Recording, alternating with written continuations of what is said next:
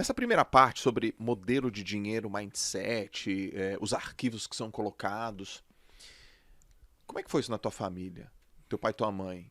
Foi neutro? Foi positivo? Foi negativo? Como é que você classifica isso? Então, ele até fala que ou você sai igual os seus pais, pelo menos igual a um deles, ou sai totalmente oposto por rebeldia. E amo meu pai, minha mãe, nunca deixaram faltar nada pra mim, mas também nunca sobrou muita coisa lá em casa. Porque dentro de perfis financeiros, né, a gente pode falar que tem um cara que é o financista, o cara que é o poupador, a Malu é uma poupadora de fábrica. Sim. Aí você tem a pessoa que é desligada com dinheiro, que é o meu pai, não ligava pra dinheiro, e tinha minha mãe que era descontrolada. Então quando você casa um desligado com um descontrolado, Dá um ruim. não liga, o outro gasta muito. Então eu cresci numa família onde o normal era ter dívida. Tá. E olhando aquilo eu pensei, eu não quero isso pra mim. Então grande parte dos arquivos aqui, de fato, eu encontrava situações onde eu via, nossa, eu tive um exemplo negativo aqui. Por exemplo, em 96, os meus pais tinham celular. Ninguém tinha celular naquela É época. aquele grandão. Era um grandão, era pra falar entre eles e talvez com a Abílio Diniz, né? Que era outra pessoa que tinha celular no Aham. Brasil. E era caríssimo. Era muito caro, Eu então lembro. eu não sei por que cargas d'água eles tinham celular naquela época, mas tinham. Não tinha ninguém pra Então, falar. vendo aquele tipo de coisa, eu falei, poxa, eu não quero me comportar igual os meus pais nesse aspecto. Em vários outros, minha mãe é uma pessoa ímpar, assim, em termos de generosidade, meu pai é a pessoa mais culta que eu conheço. Meu pai fica me zoando de homem de poucas letras, né? Aham. Eu leio pra caramba e ele fala, homem de poucas letras, porque ele é muito mais culto do que eu. Só que nesse aspecto financeiro, eles foram um modelo que eu falei, eu tenho que sair diferente disso. Então, meu modelo de dinheiro não pode ser igual ao dos meus pais. O termostato deles estava marcado, naquela época, mudou ao longo do tempo, mas estava marcado para negativo. Porque o normal para eles é não ter patrimônio e tá devendo. Sim. Então, quando eu vi aquilo, eu falei, eu tenho que mudar. No meu caso, foi o oposto. Meus pais sempre com mindset poupador. Nunca vi nenhum problema na minha casa. Nunca brigaram por causa de dinheiro. Nunca, zero. Eu sempre soube que tinha, não sabia quanto. Eu sempre soube que tinha ali. Meu pai era poupador, minha mãe também. E nunca vi ninguém ligar, nunca vi dívida.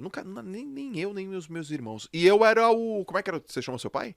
Desligado. Eu era desligado, cara. É tipo, tá bom. Eu dava de ombrinho. Eu tenho não, tá bom. Esqueci de pagar uma conta. Tem juros. Não, tá bom, tá bom, tá bom. E aquilo foi acontecendo e meus pais odiavam essa minha atitude. Odiavam. E eu lembro que minha mãe tinha umas frases, até caberia uma frase da minha mãe aqui. Ela falou assim, filho, quem guarda tem, quem não guarda fica sem. Então, velho, você tá louco. Você tem que guardar. Meu pai também. Pô, cara, você precisa guardar o seu dinheiro assim por diante.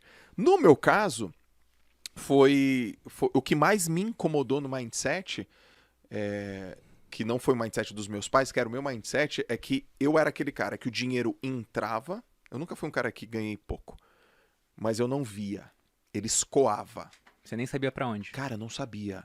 Eu olhava assim e falei, meu, eu ganhei 6 mil reais esse mês. Tô te falando assim, sei lá, 2005. Que era muito mais grana Muita do que grana. Eu hoje. morava em Santos, sou educador físico. Você ganhava 6 mil reais no mês? 6 pau e 800. Em 2005, eu tava pra entrar no exército, eu entrei em 2006. O salário do oficial, depois que ele se formava, era 2 mil. Eu pensava, cacete, 2 mil reais. O que eu vou fazer com isso? Me dá um pônei, né? Me dá um pônei. É. Já pensava já isso. tem a galera do pônei?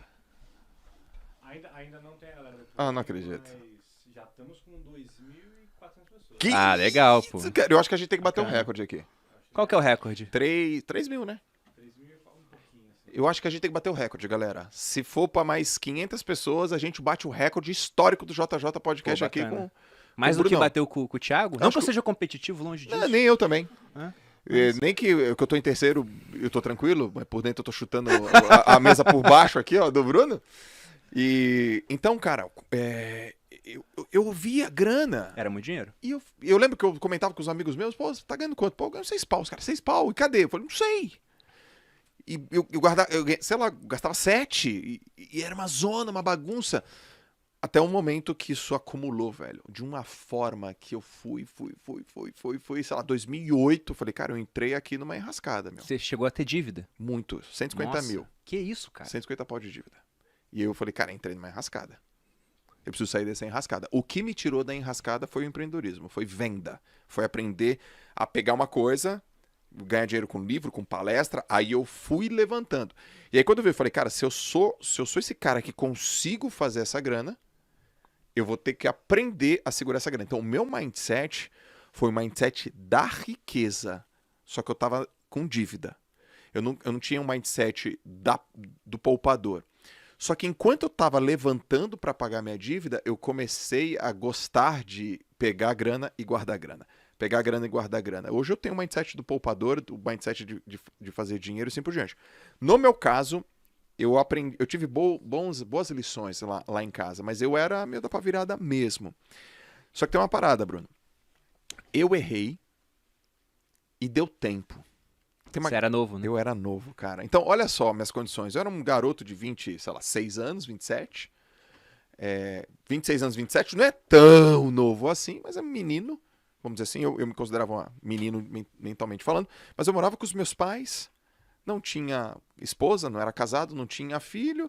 E as minhas dívidas eram dívidas relativamente bobas e simples. O quê? Um carro, uma coisa boba assim, né? E deu tempo de recuperar. Mas tem gente que não tem, né, cara? Não tem. Quanto mais novo você é, né? Vou parafrasear aqui o Ludovic von Mises, o economista Tava austríaco. faltando uma frase, né? Já tava meia hora antes da frase. Falando de países, ele fala que o país rico, ele pode se dar ao luxo de adotar caminhos insanos por mais tempo que o pobre. E trazendo para pessoas, né? A pessoa rica ou a pessoa jovem pode fazer isso por mais tempo do que a pessoa não rica ou a pessoa que já está com uma idade mais avançada. Porque, de fato, se você pegar uma fórmula de juros compostos, lá você tem o capital inicial multiplicado por uma taxa de juros elevada ao tempo. Então, o fator exponencial é o tempo, né? Quanto mais tempo você tem, melhor. Até eu gosto de falar que em filme de vampiro, todo vampiro é rico. É verdade. Por quê? Porque o cara ele tem o tempo infinito, pô. Se ele investiu $1 lá no começo do século XIX, ele tá rico agora. Então, tendo tempo suficiente, todo mundo pode chegar lá. E tem um ponto interessante, Joel, que você me lembrou aqui do livro. Que groselha, velho. Do Bruno soltou uma groselha animal. E com Mas classe. isso, groselha com classe. É um exemplo bom. Mas tem uma parte do livro que se encaixa justamente nesse teu começo até você mudar. O primeiro dos 17 arquivos de riqueza, ele fala o seguinte. Que é? As pessoas ricas acreditam na seguinte ideia. Eu crio a minha própria vida. As pessoas de mentalidade pobre acreditam na seguinte ideia. Na minha vida as coisas acontecem. Sim. Cadê o dinheiro? Tá indo. Sim. Foi indo, você deixou acontecer até uma hora que falou, não, pô, agora eu tenho que fazer acontecer então pra resolver. E aí você assumiu as rédeas da sua vida, autorresponsabilidade, né? Cara, é muito simples, né? E ele começa essa parte, por isso que esse livro aqui é um livro muito mais de mindset mesmo. Você pega até quase os penúltimos capítulos, é só falando sobre mentalidade. Ele pega a questão das pessoas fazerem de vítima. Você podia ter se feito de vítima. Não, gastei demais, não foi culpa minha, né? Você gastou, comprou carro lá, não sei o quê. Não, mas veja bem, né? A dívida tá alta porque as taxas de juros são muito altas. Foi culpa sua, pô. Sim, total. Aí não tem como, você tem que assumir as rédeas. Eu lembro que tem uma peça de teatro antiga, eu tava lendo outro dia, até coloquei um trechinho numa aula que eu já dei, que o nome era Tea Party, né? Festa do chá. E aí tinha um trecho onde uma senhora, ela ia num psiquiatra, ou um psicanalista, não lembro agora. E aí ela estava refletindo sobre os problemas dela, né? Daí uma hora ela chegou a uma conclusão e o psicanalista aplaudiu aquilo, ela falando, eu acho que tudo na minha vida que tá dando errado é culpa minha. Ele falou, e por que você acha isso? Ela falou, porque se não for culpa minha, eu vou culpar quem? Deus? O destino, né? Forças superiores? Sim. Se for culpa deles, eu não posso fazer nada. Agora, se eu pensar que é tudo culpa minha, então tá tudo nas minhas mãos para que eu possa mudar. Exatamente. Basta assumir as rédeas da minha vida. E de fato é isso.